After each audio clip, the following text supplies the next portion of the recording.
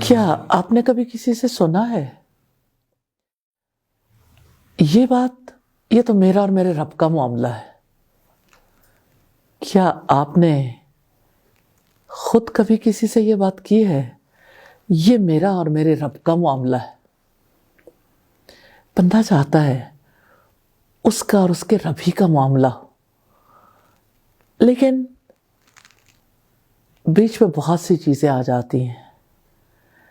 انسان کو راز رکھنا اچھا لگتا ہے،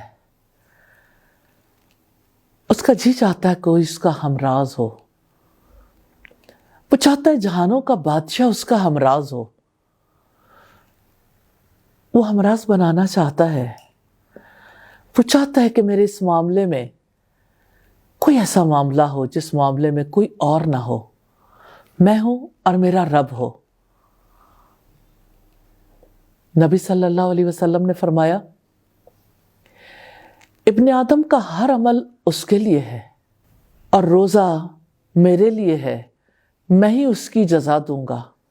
یہ حدیث قدسی ہے کہ بندہ عمل کرتا ہے، لیکن اس کا ایک عمل ہے جو اس کے اور اس کے رب کے درمیان راز ہے۔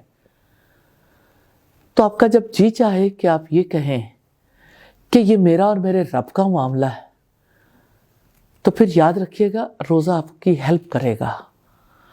آپ اس مقصد کے لیے پھر روزہ رکھیے۔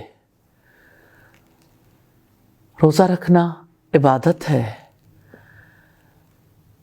روزہ رکھنا اللہ سبحانہ و تعالیٰ کے قریب کر دیتا ہے، روزہ رکھنا اللہ سبحانہ و تعالیٰ کو ہمراز بنانا ہے۔ اللہ تعالیٰ ہمیں ایسے روزے رکھنے کی توفیق دے جس کی حقیقت کو وہ جانتا ہو اور ہم جانتے ہوں، اور وہ ہمیں ہمارے روزے پر بے حساب اجر عطا فرمائے۔ آمین ثم آمین۔